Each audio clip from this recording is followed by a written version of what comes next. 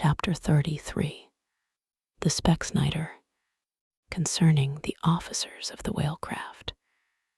This seems as good a place as any to set down a little domestic peculiarity on shipboard, arising from the existence of the harpooner class of officers, a class unknown, of course, in any other marine than the whale fleet. The large importance attached to the harpooner's vocation is evinced by the fact that originally in the old Dutch fishery, 2 centuries and more ago, the command of a whale ship was not wholly lodged in the person now called the captain, but was divided between him and an officer called the specksnider. Literally, this word means fat cutter. Usage, however, in time made it equivalent to chief harpooner. In those days, the captain's authority was restricted to the navigation and general management of the vessel, while over the whale hunting department and all its concerns, the specksnider or chief harpooner reigned supreme. In the British Greenland fishery, under the corrupted title of specksioneer, this old Dutch official is still retained, but his former dignity is sadly abridged. At present, he ranks simply as senior harpooner, and as such, is but one of the captain's more inferior subalterns. Nevertheless, as upon the good conduct of the harpooners, the success of a whaling voyage largely depends. And since in the American fishery, he is not only an important officer in the boat, but under certain circumstances, night watches on a whaling ground, the command of the ship's deck is also his. Therefore, the grand political maxim of the sea demands that he should nominally live apart from the men before the mast, and be in some way distinguished as their professional superior, though always by them familiarly regarded as their social equal. Now, the grand distinction drawn between officer and man at sea is this: the first lives aft, the last forward.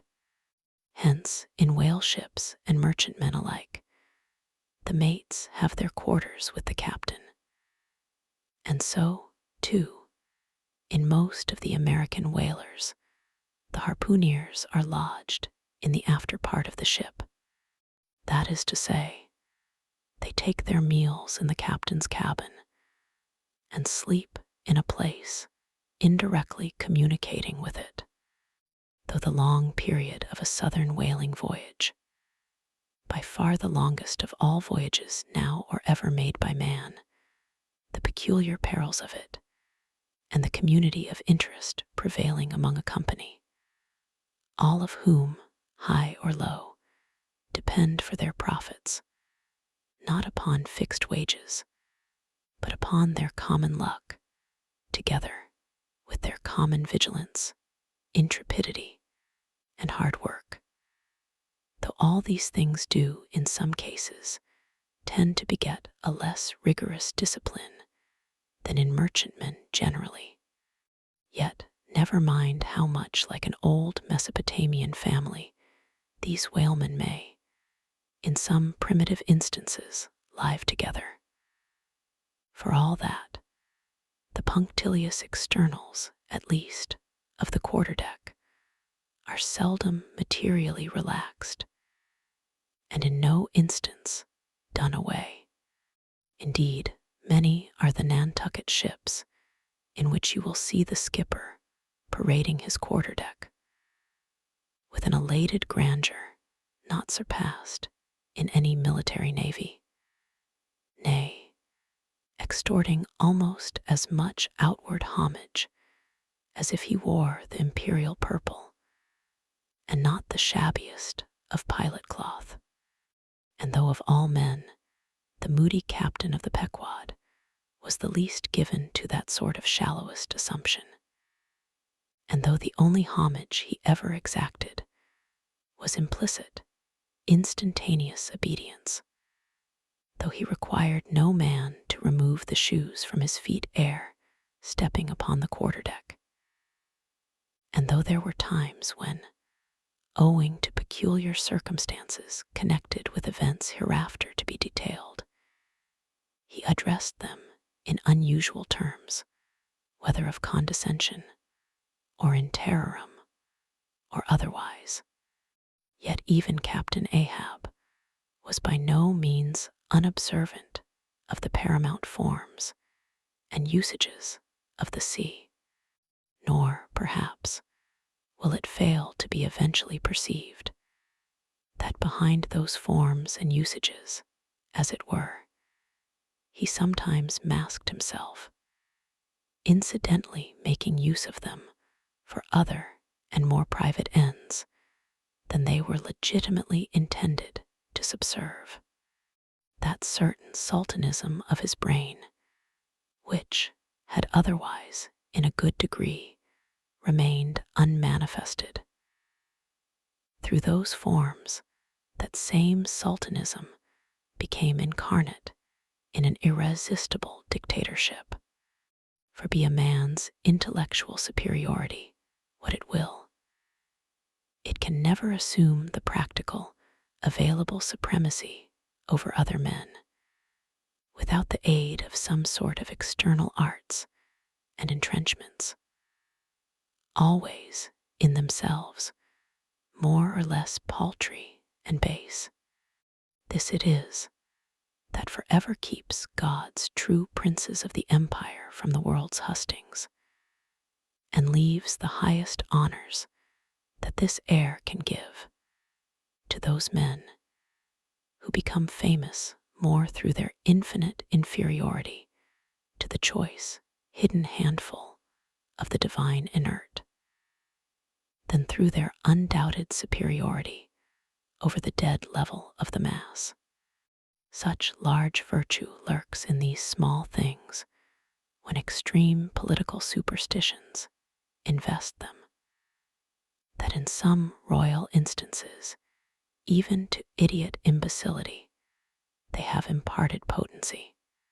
But when, as in the case of Nicholas the Tsar, the ringed crown of geographical empire encircles an imperial brain, then the plebeian herds crouch abased before the tremendous centralization, nor will the tragic dramatist who would depict mortal indomitableness in its fullest sweep and direct swing ever forget a hint, incidentally so important in his art as the one now alluded to. But Ahab, my captain, still moves before me in all his Nantucket grimness and shagginess. And in this episode touching emperors and kings, I must not conceal that I have only to do with a poor old whale hunter like him, and therefore all outward majestical trappings and housings are denied me. O Ahab, what shall be grand in thee? It must needs be plucked at from the skies, and dived for in the deep, and featured in the unbodied air. Chapter 34. The cabin table. It is noon, and Doughboy, the steward, thrusting his pale loaf of bread face from the cabin scuttle, announces dinner to his lord and master, who, sitting in the lee quarter boat, has just been taking an observation of the sun, and is now mutely reckoning the latitude on the smooth medallion-shaped tablet, reserved for that daily purpose on the upper part of his ivory leg. From his complete inattention to the tidings, you would think that moody Ahab had not heard his menial.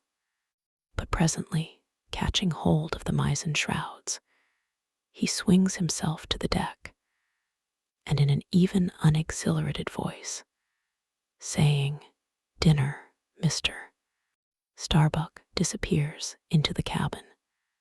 When the last echo of his sultan's step has died away, and Starbuck, the first emir, has every reason to suppose that he is seated, then Starbuck rouses from his quietude, takes a few turns along the planks, and after a grave peep into the binnacle, says, with some touch of pleasantness, "Dinner, mister," Stubb, and descends the scuttle. The second emir lounges about the rigging a while, and then, slightly shaking the main brace, to see whether it will be all right with that important rope, he likewise takes up the old burden, and with a rapid "Dinner, mister," Flask follows after his predecessors. But the third emir, now seeing himself all alone on the quarterdeck, seems to feel relieved from some curious restraint.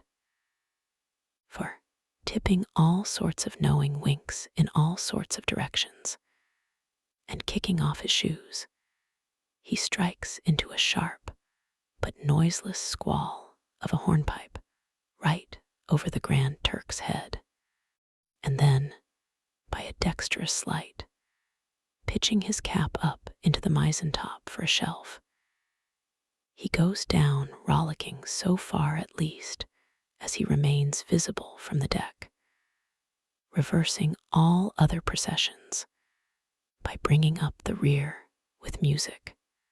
But ere stepping into the cabin doorway below, he pauses, ships a new face altogether, and then, independent, hilarious little Flask enters King Ahab's presence in the character of Abjectus, or the slave.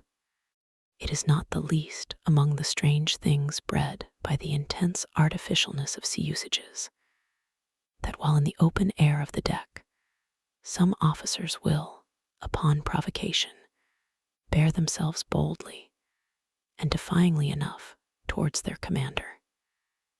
Yet, 10-1, let those very officers the next moment go down to their customary dinner in that same commander's cabin, and straightway their inoffensive, not to say deprecatory, and humble air towards him, as he sits at the head of the table.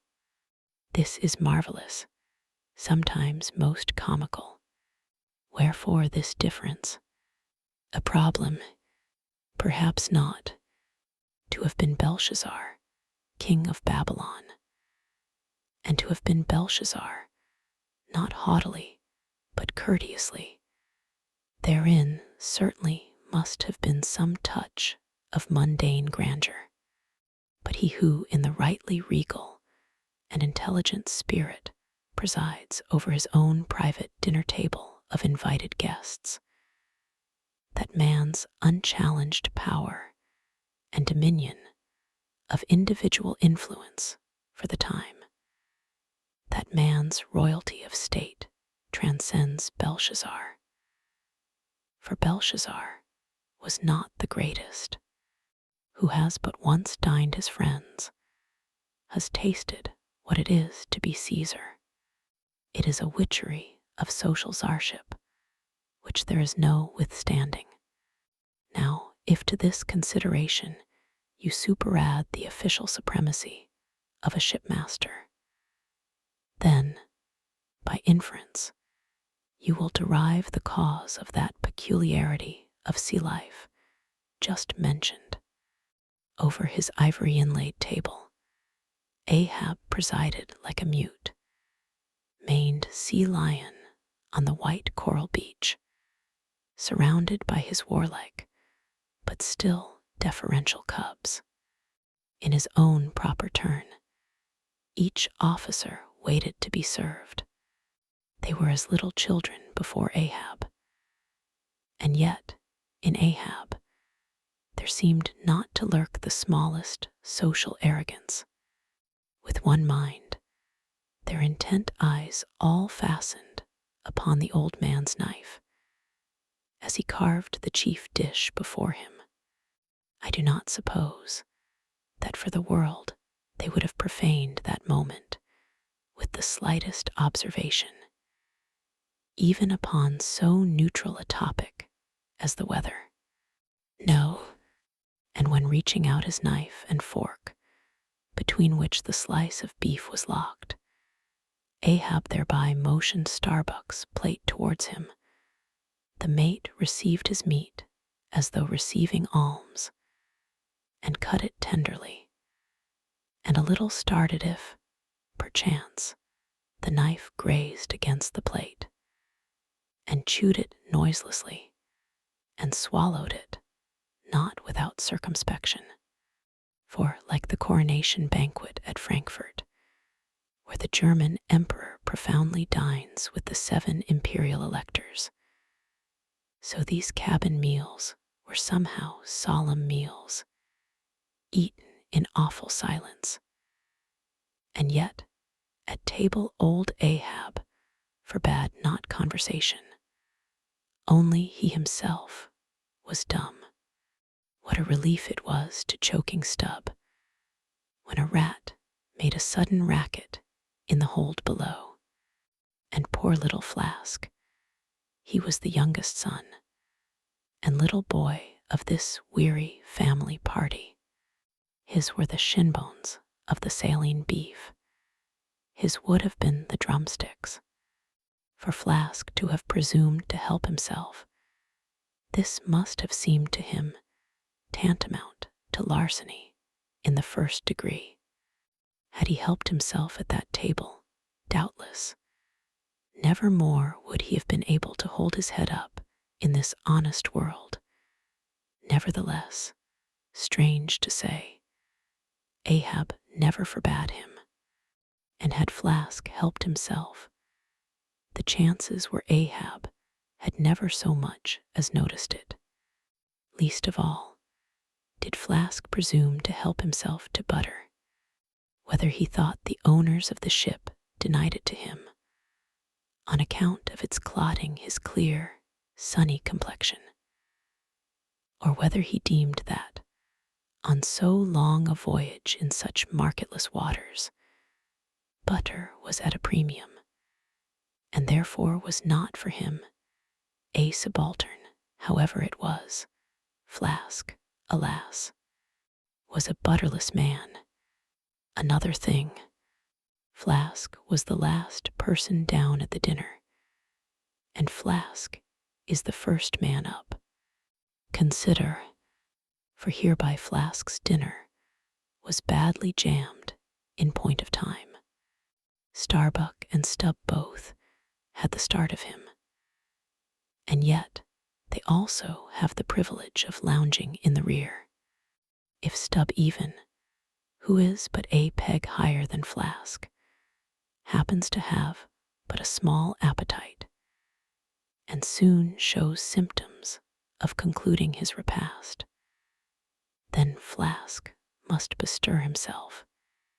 He will not get more than 3 mouthfuls that day, for it is against holy usage for Stubb to precede Flask to the deck. Therefore it was that Flask once admitted in private that ever since he had arisen to the dignity of an officer, from that moment he had never known what it was to be otherwise than hungry, more or less, for what he ate did not so much relieve his hunger as keep it immortal in him. Peace and satisfaction, thought Flask, have forever departed from my stomach. I am an officer, but how I wish I could fish a bit of old-fashioned beef in the forecastle, as I used to when I was before the mast. There's the fruits of promotion now. There's the vanity of glory. There's the insanity of life. Besides, if it were so that any mere sailor of the Pequod had a grudge against Flask in Flask's official capacity. All that sailor had to do in order to obtain ample vengeance was to go aft at dinner time and get a peep at Flask through the cabin skylight, sitting silly and dumbfoundered before awful Ahab.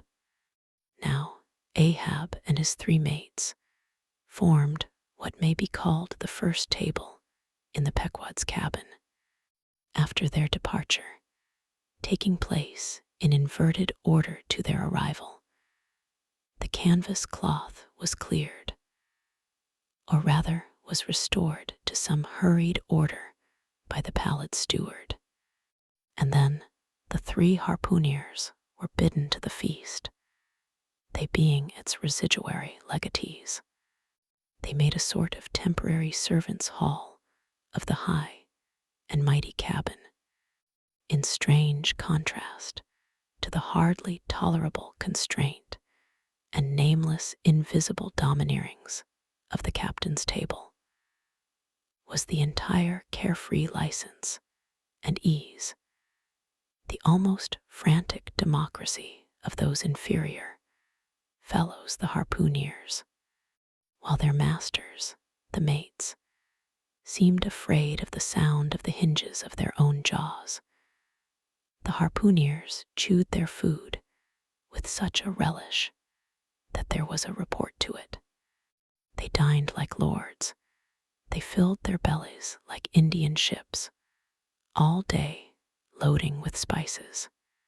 Such portentous appetites had Queequeg and Tashtego, that to fill out the vacancies made by the previous repast, often the pale doughboy was fain to bring on a great baron of salt junk, seemingly quarried out of the solid ox, and if he were not lively about it, if he did not go with a nimble hop, skip, and jump, then Tashtego had an ungentlemanly way of accelerating him by darting a fork at his back, harpoon-wise, and once Dagu, seized with a sudden humor, assisted Doughboy's memory by snatching him up bodily and thrusting his head into a great empty wooden trencher, while Tashtego, knife in hand, began laying out the circle preliminary to scalping him. He was naturally a very nervous, shuddering sort of little fellow, this bread-faced steward, the progeny of a bankrupt baker and a hospital nurse, and what with the standing spectacle of the black terrific Ahab and the periodical tumultuous visitations of these 3 savages, Doughboy's whole life was one continual lip quiver.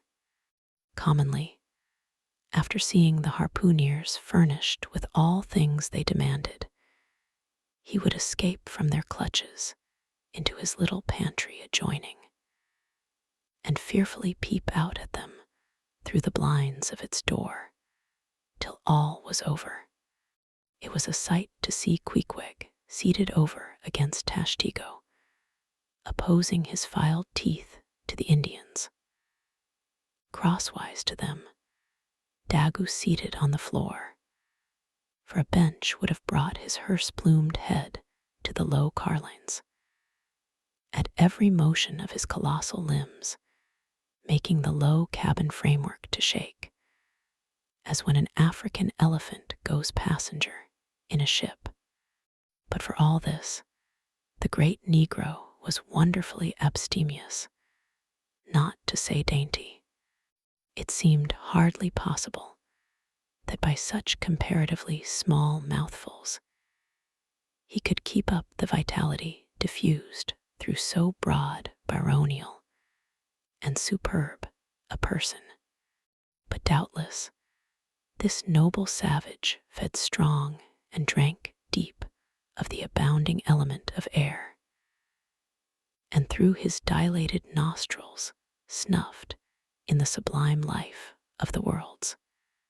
Not by beef or by bread are giants made or nourished, but Queequeg, he had a mortal barbaric smack of the lip in eating, an ugly sound enough, so much so that the trembling doughboy almost looked to see whether any marks of teeth lurked in his own lean arms. And when he would hear Tashtigo singing out for him to produce himself, that his bones might be picked, the simple-witted steward all but shattered the crockery hanging round him in the pantry by his sudden fits of the palsy. Nor did the whetstone which the harpooneers carried in their pockets for their lances and other weapons, and with which whetstones at dinner they would ostentatiously sharpen their knives, that grating sound did not at all tend to tranquilize poor doughboy. How could he forget that in his island days, Queequeg, for one, must certainly have been guilty of some murderous, convivial indiscretions. Alas, doughboy, hard fares the white waiter who waits upon cannibals. Not a napkin should he carry on his arm, but a buckler. In good time, though to his great delight, the 3 salt sea warriors would rise and depart. To his credulous, fable-mongering ears, all their martial bones jingling in them at every step, like Moorish cimeters in scabbards. But though these barbarians dined in the cabin and nominally lived there, still, being anything but sedentary in their habits, they were scarcely ever in it except at mealtimes, and just before sleeping time, when they passed through it to their own peculiar quarters.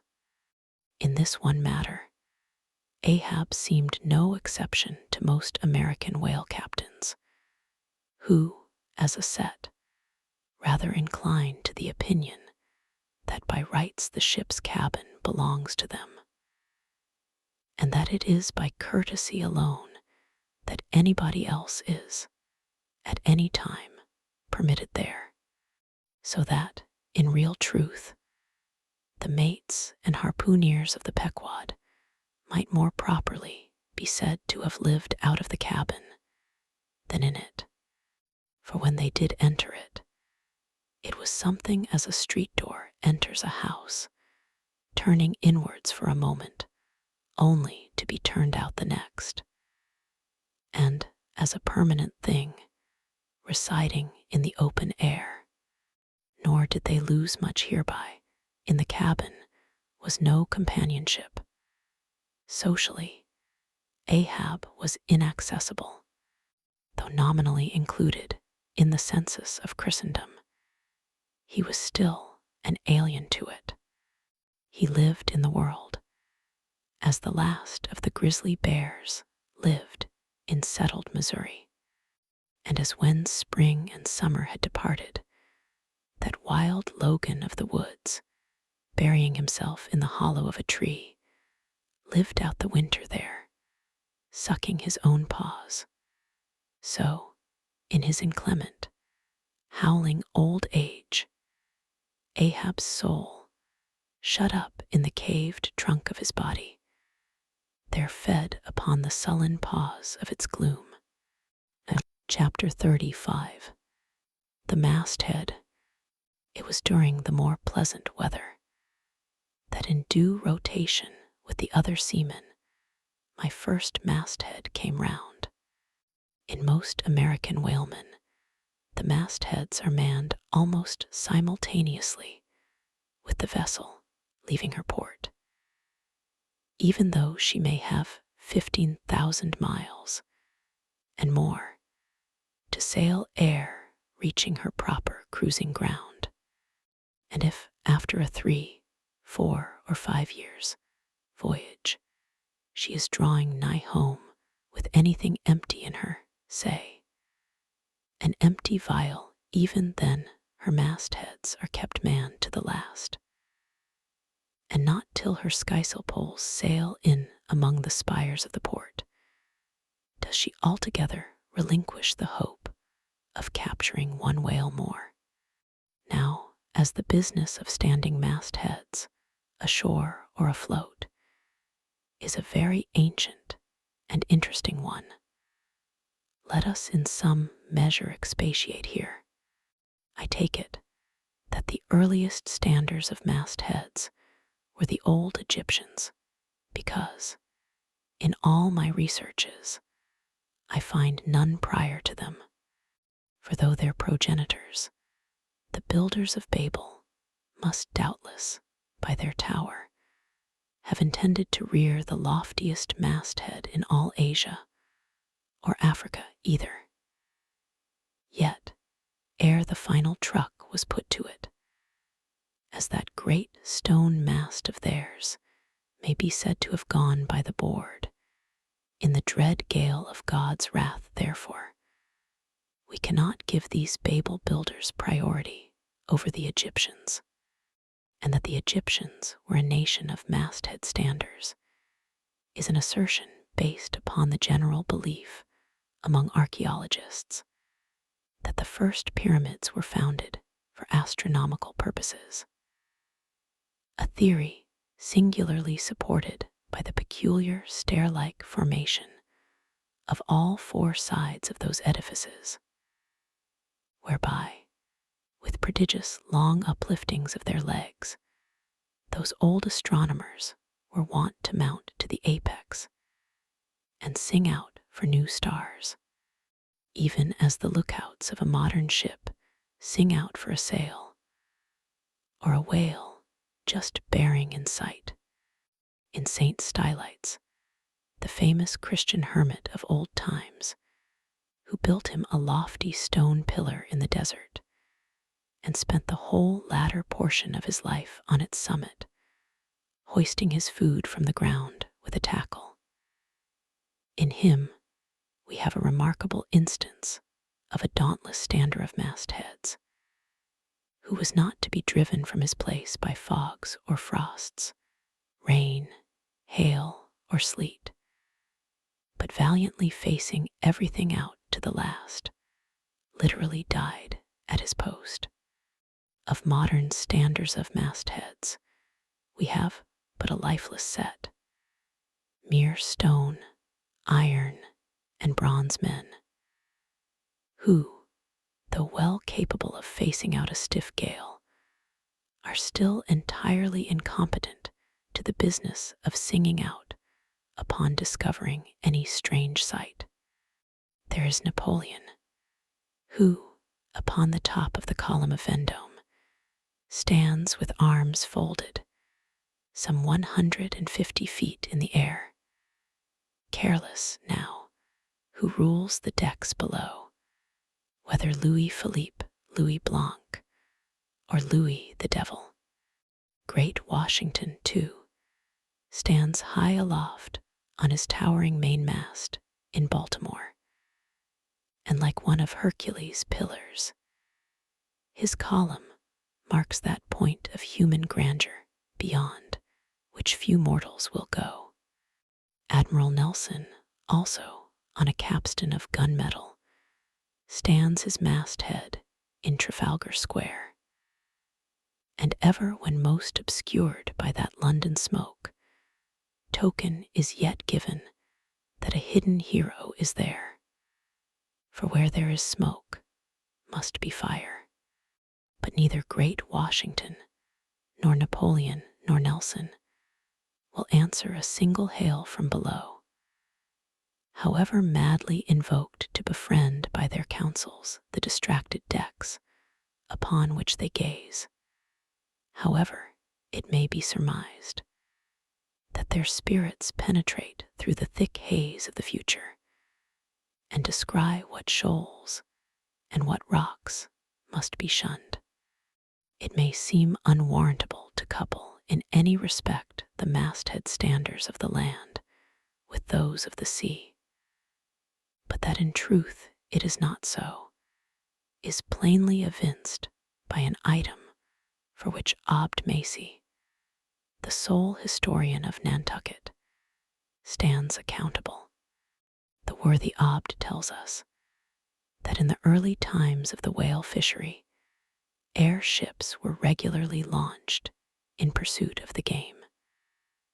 The people of that island erected lofty spars along the seacoast, to which the lookouts ascended by means of nailed cleats, something as fowls go upstairs in a henhouse.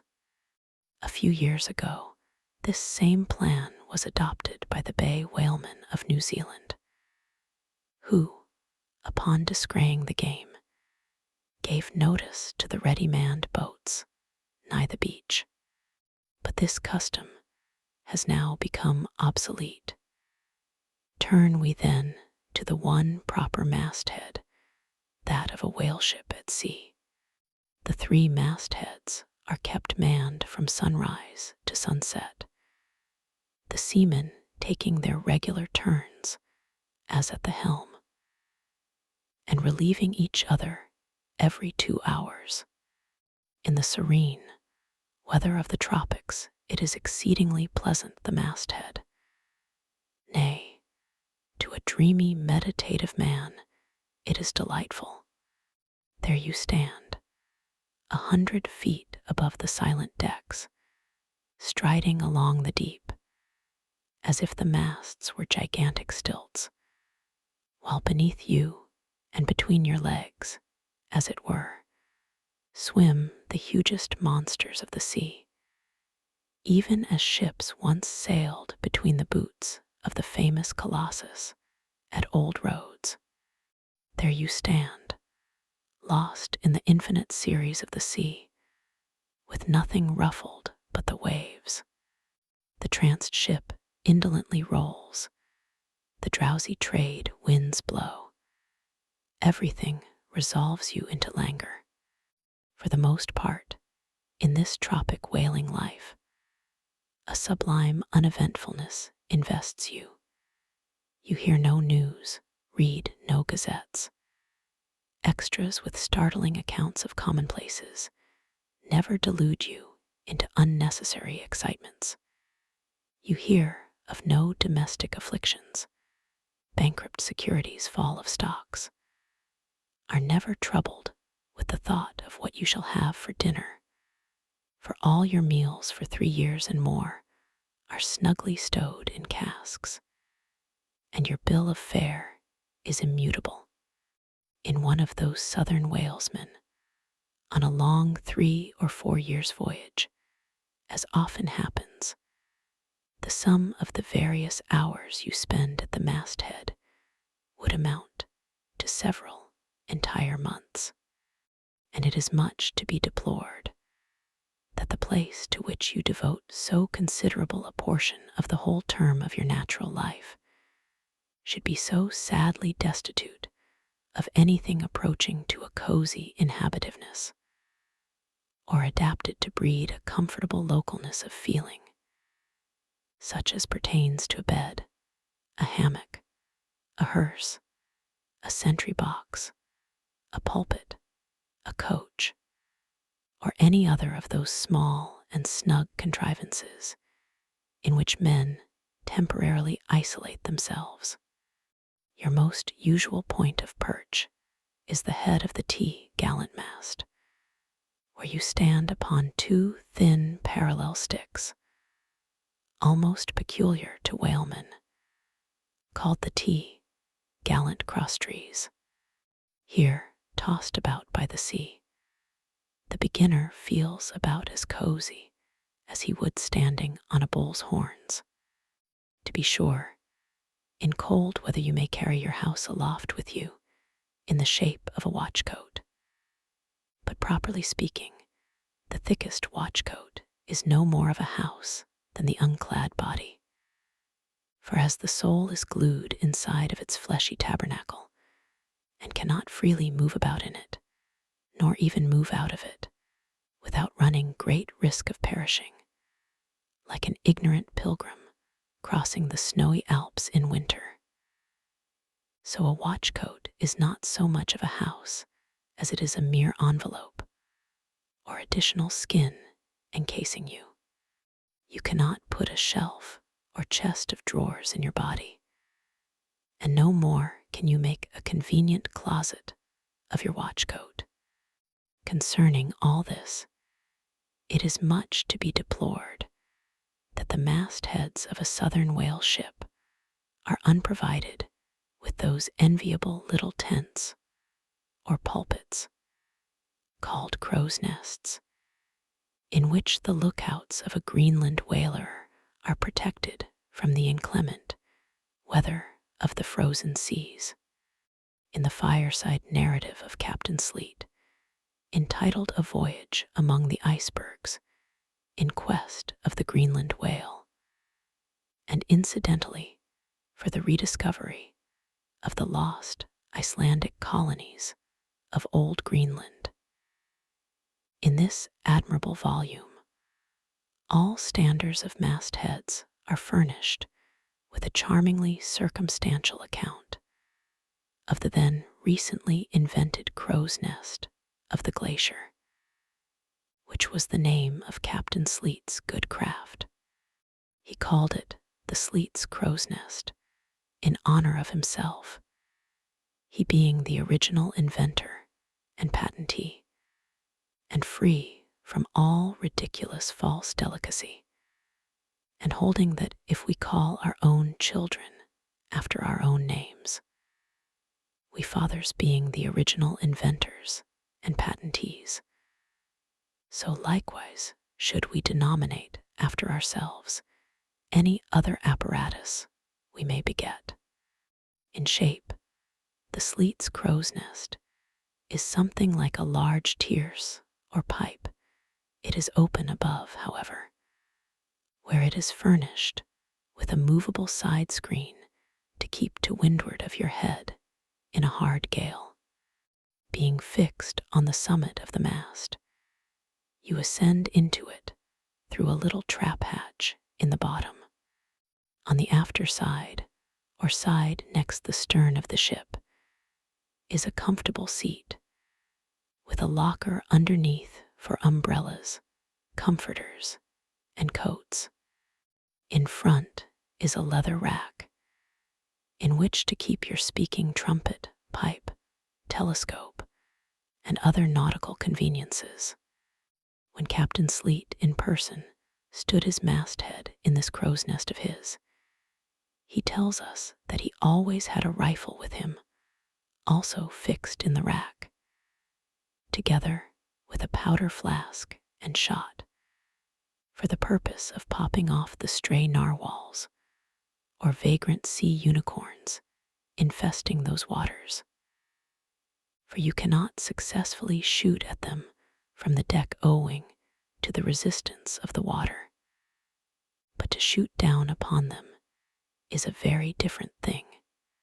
Now, it was plainly a labor of love for Captain Sleet to describe, as he does, all the little detailed conveniences of his crow's nest. But though he so enlarges upon many of these, and though he treats us to a very scientific account of his experiments in this crow's nest, with a small compass he kept there for the purpose of counteracting the errors resulting from what is called the local attraction of all binnacle magnets, an error ascribable to the horizontal vicinity of the iron in the ship's planks, and in the glacier's case, perhaps, to there having been so many broken down blacksmiths among her crew. I say that though the captain is very discreet and scientific here, yet, for all his learned binnacle deviations, azimuth compass observations, and approximate errors, he knows very well, Captain Sleet, that he was not so much immersed in those profound magnetic meditations as to fail being attracted occasionally towards that well-replenished little case bottle, so nicely tucked in on one side of his crow's nest, within easy reach of his hand, though upon the whole I greatly admire and even love the brave, the honest, and learned captain, yet I take it very ill of him that he should so utterly ignore that case bottle, seeing what a faithful friend and comforter it must have been, while with mittened fingers and hooded head he was studying the mathematics aloft there in that bird's nest within 3 or 4 perches of the pole.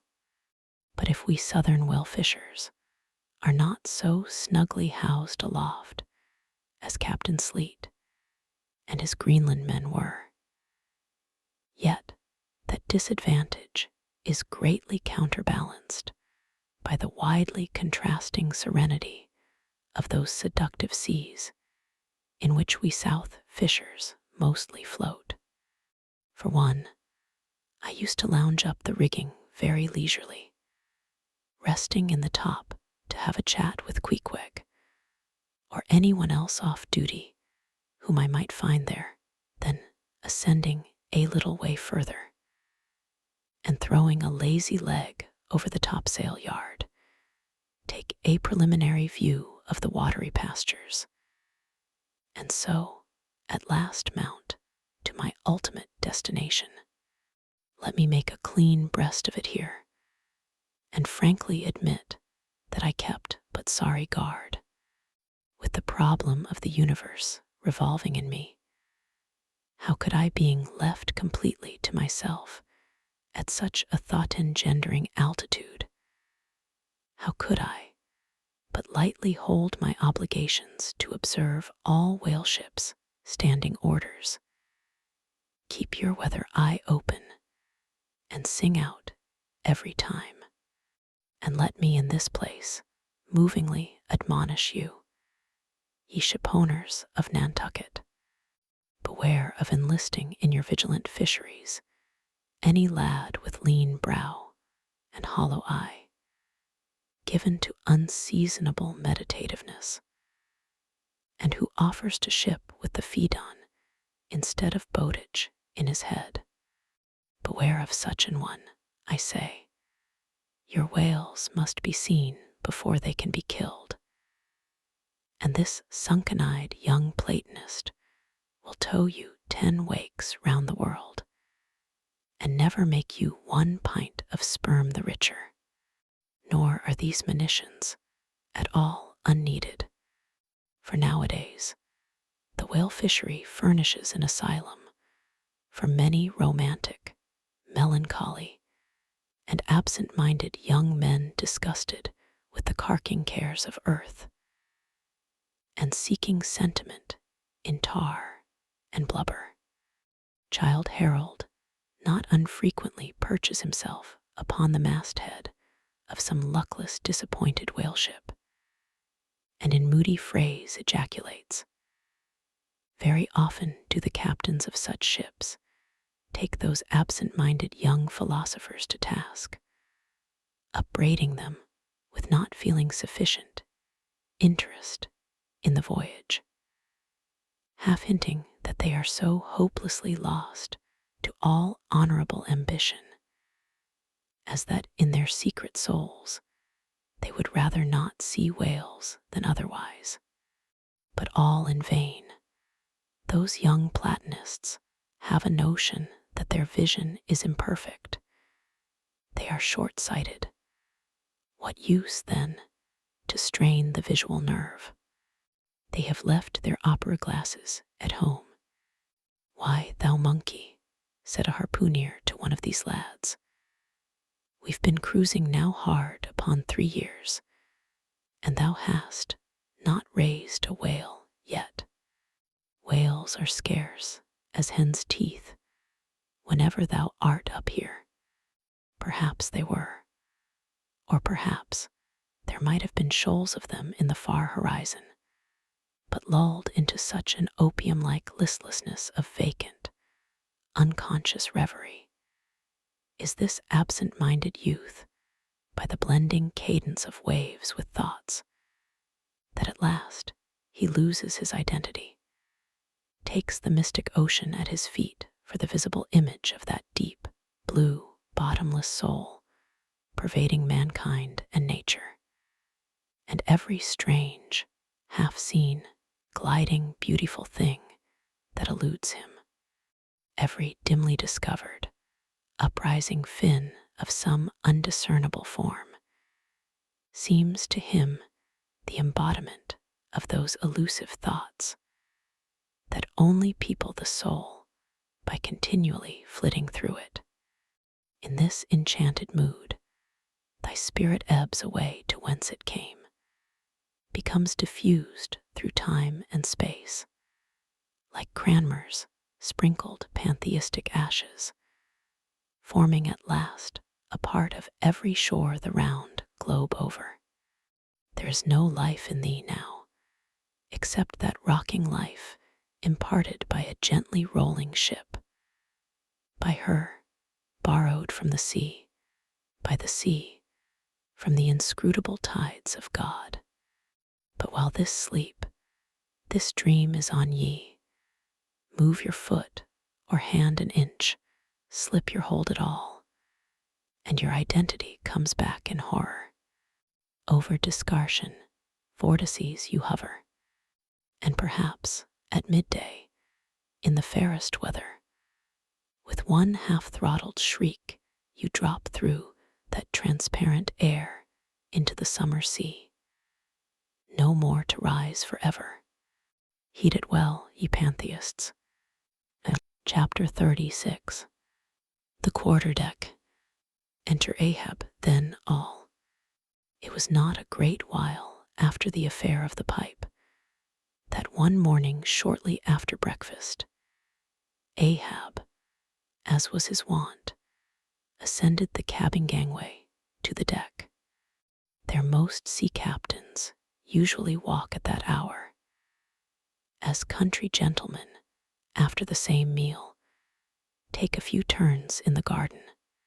Soon his steady, ivory stride was heard, as to and fro he paced his old rounds, upon planks so familiar to his tread that they were all over-dented like geological stones, with the peculiar mark of his walk. Did you fixedly gaze, too, upon that ribbed and dented brow, there also you would see still stranger footprints, the footprints of his one unsleeping, ever-pacing thought. But on the occasion in question, those dents looked deeper, even as his nervous step that morning left a deeper mark. And so full of his thought was Ahab, that at every uniform turn that he made, now at the mainmast and now at the binnacle, you could almost see that thought turn in him as he turned, and pace in him as he paced, so completely possessing him, indeed, that it all but seemed the inward mold of every outer movement. D'ye mark him, Flask? Whispered Stubb. The chick that's in him pecks the shell. 'Twill soon be out. The hours wore on. Ahab now shut up within his cabin, anon pacing the deck, with the same intense bigotry of purpose in his aspect. It drew near the close of day. Suddenly he came to a halt by the bulwarks, and inserting his bone leg into the auger hole there, and with one hand grasping a shroud, he ordered Starbuck to send everybody aft. "Sir," said the mate, astonished at an order seldom or never given on shipboard except in some extraordinary case. "Send everybody aft," repeated Ahab. "Mastheads there.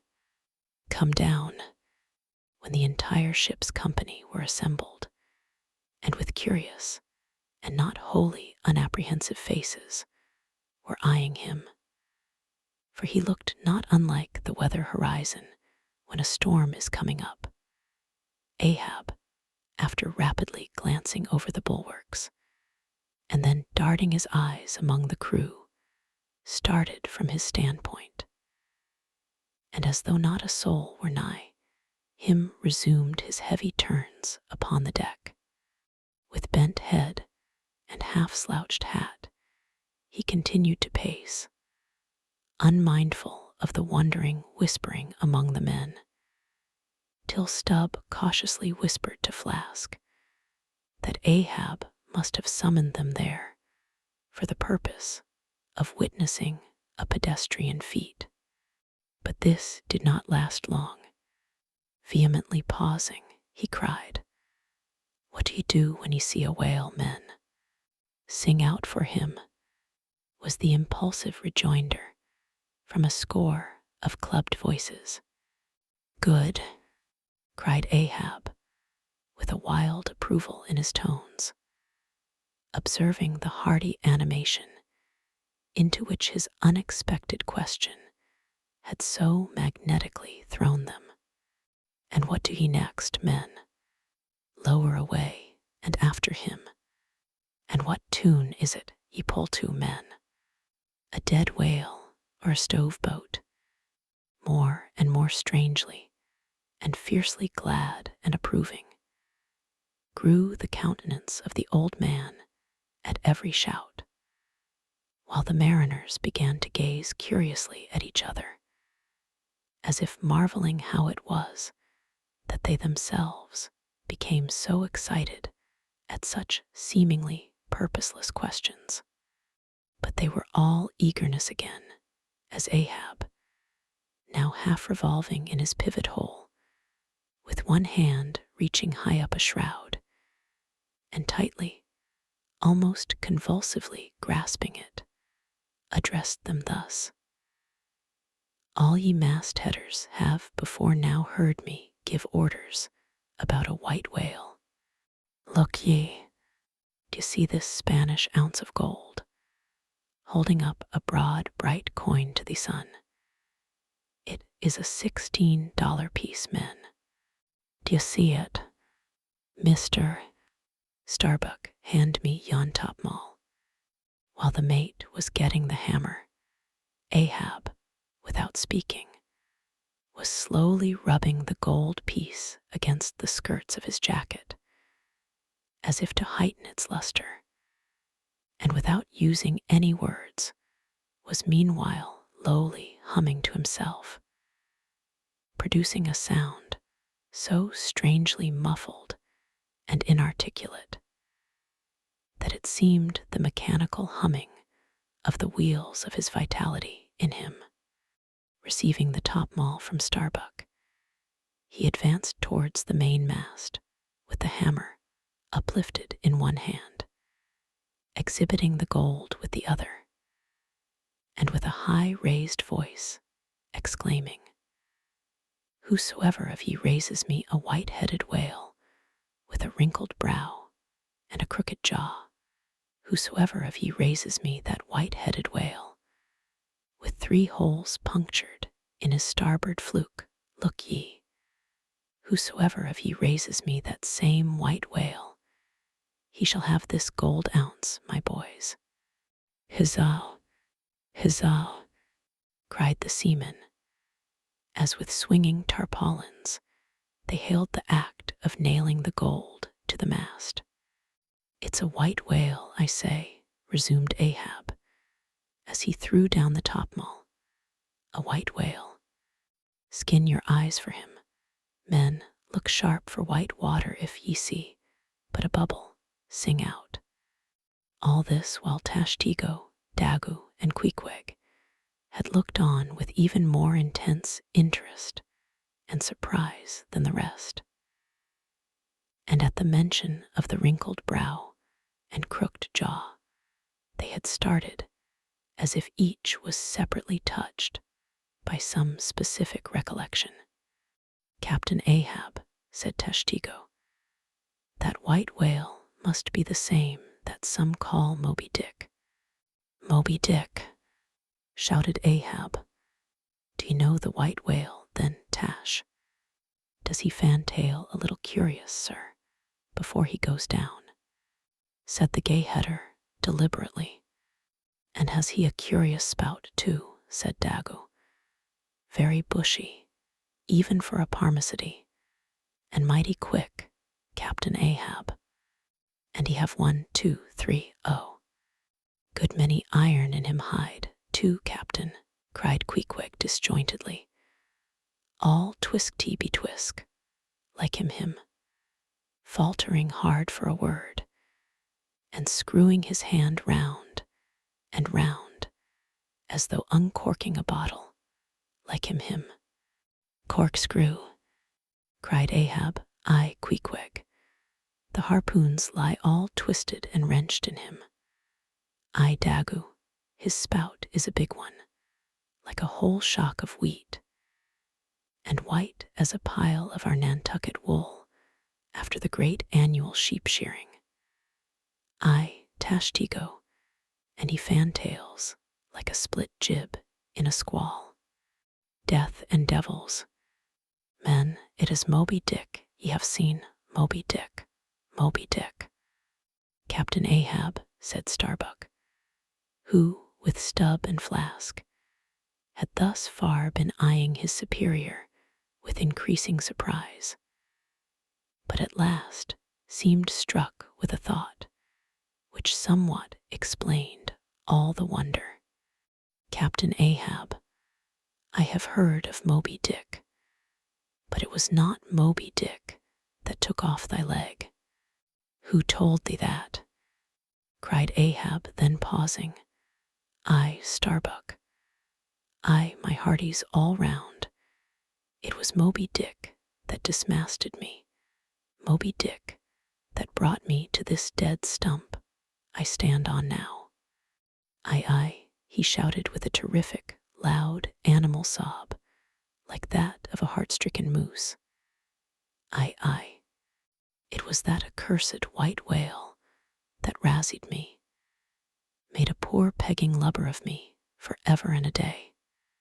Then tossing both arms, with measureless imprecations, he shouted out, Aye, and I'll chase him round Good Hope, and round the Horn, and round the Norway maelstrom, and round perdition's flames, before I give him up.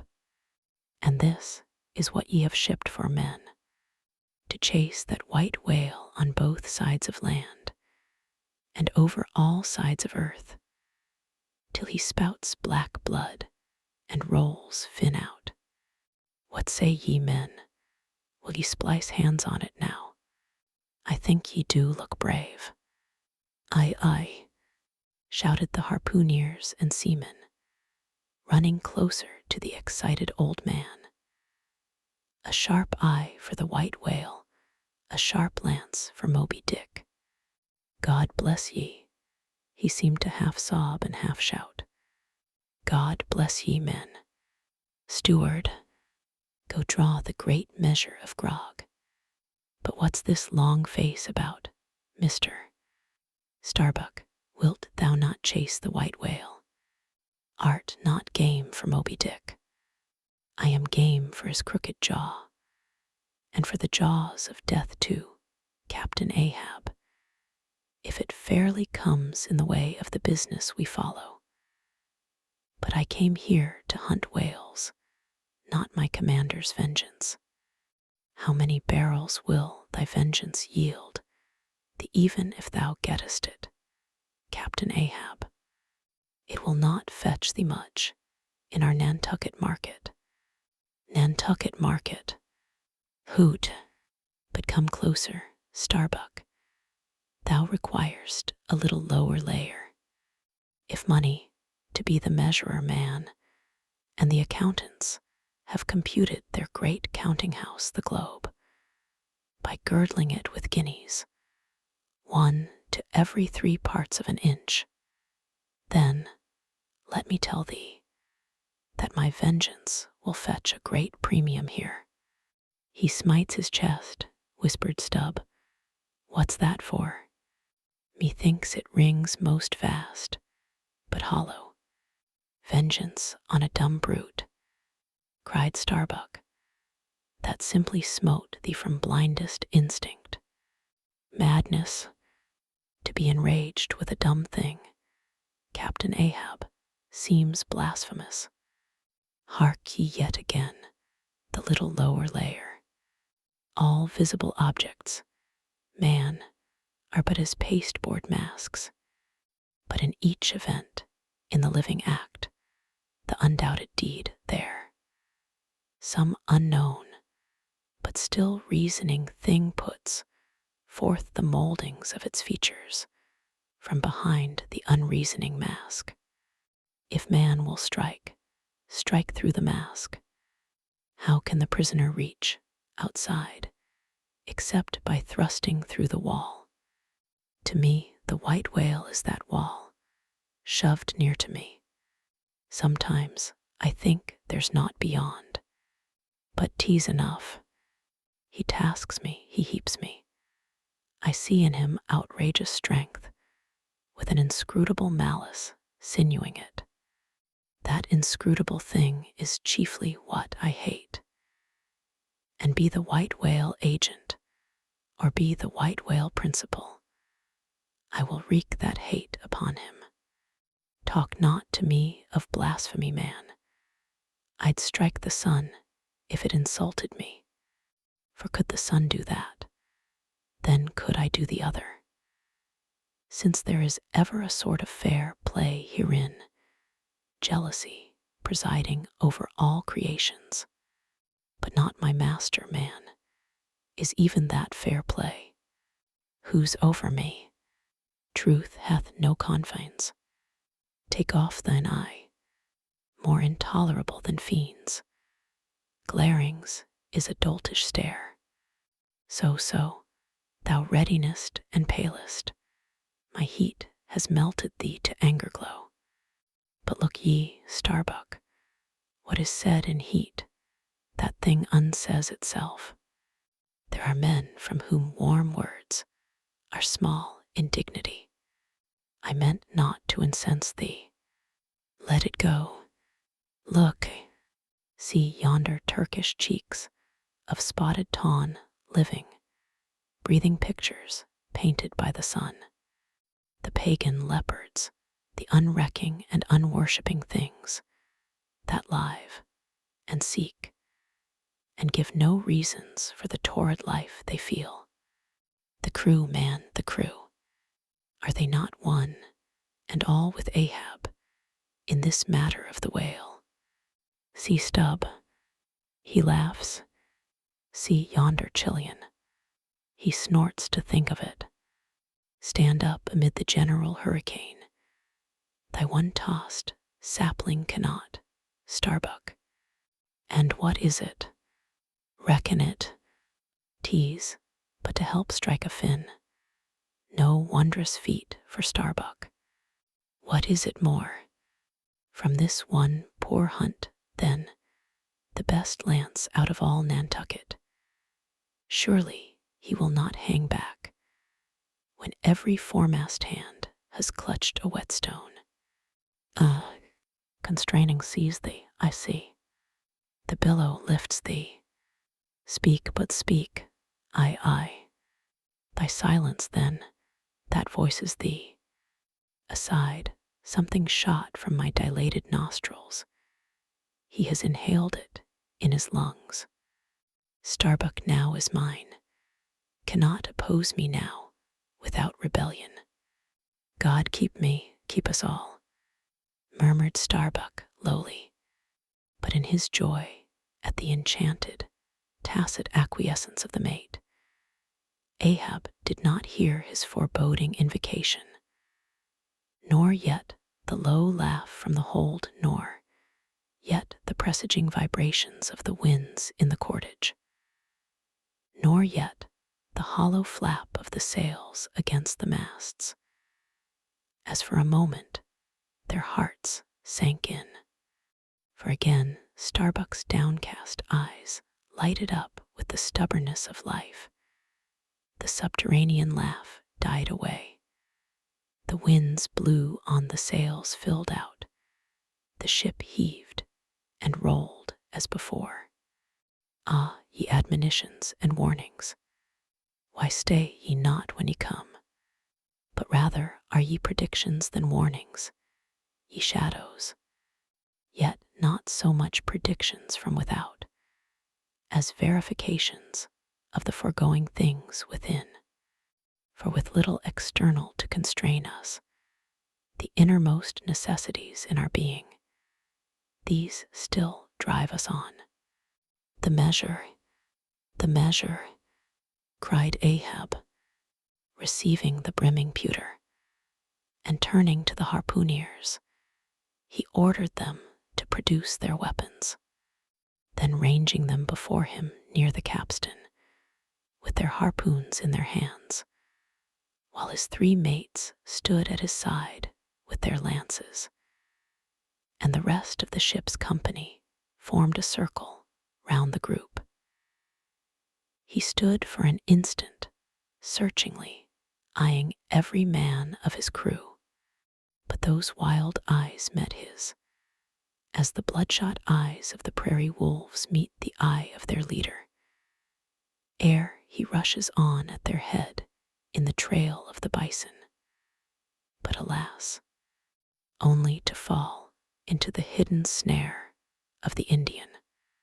Drink and pass, he cried, handing the heavy charged flagon to the nearest seaman. The crew alone now drank.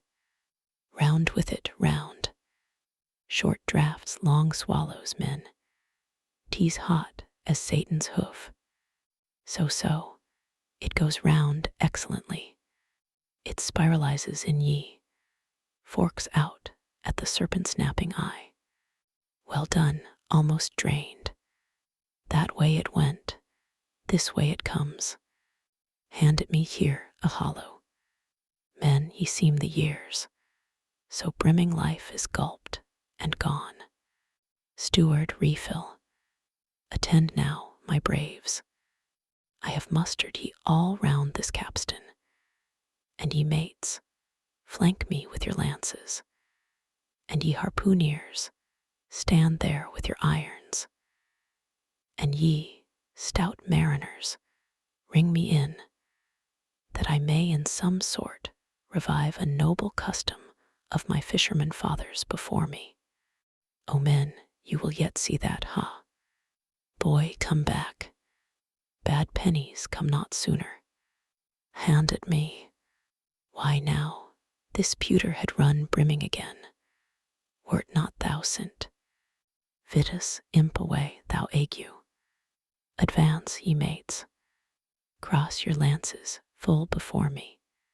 Well done. Let me touch the axis. So saying, with extended arm, he grasped the 3 level radiating lances at their crossed center.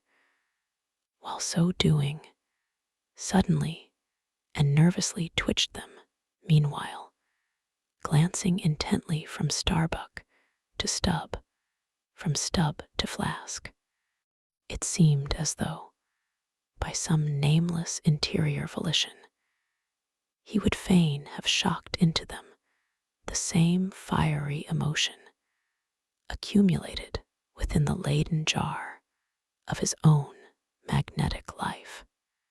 The 3 mates quailed before his strong, sustained, and mystic aspect. Stub and Flask looked sideways from him. The honest eye of Starbuck fell downright. In vain, cried Ahab, but maybe 'tis well. For did ye 3 but once take the full-forced shock, then mine own electric thing, that had perhaps expired from out me, perchance, too, it would have dropped ye dead. Perchance ye need it not. Down lances. And now, ye mates, I do appoint ye 3 cupbearers to my 3 pagan kinsmen there. Yon 3 most honorable gentlemen and noblemen, my valiant harpooneers. Disdain the task. What, when the great Pope washes the feet of beggars, using his tiara for ewer. Oh, my sweet cardinals, your own condescension, that shall bend ye to it. I do not order ye, ye will it. Cut your seizings and draw the poles, ye harpooneers.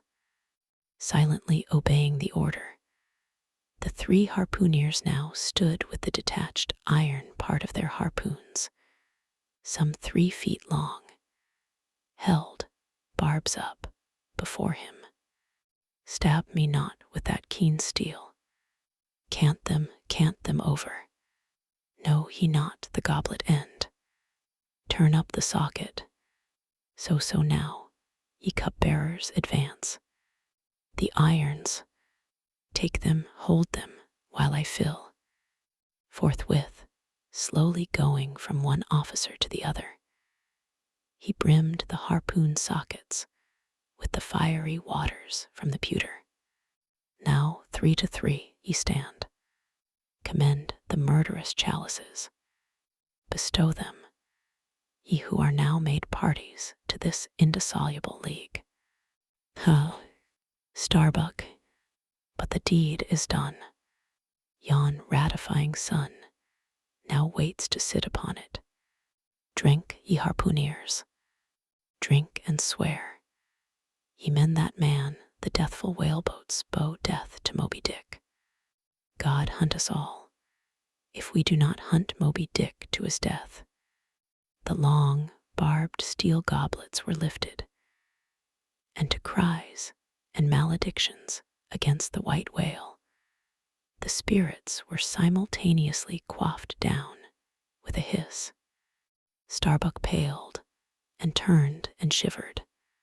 Once more, and finally, the replenished pewter went the rounds among the frantic crew, when, waving his free hand to them, they all dispersed, and Ahab retired within his cabin.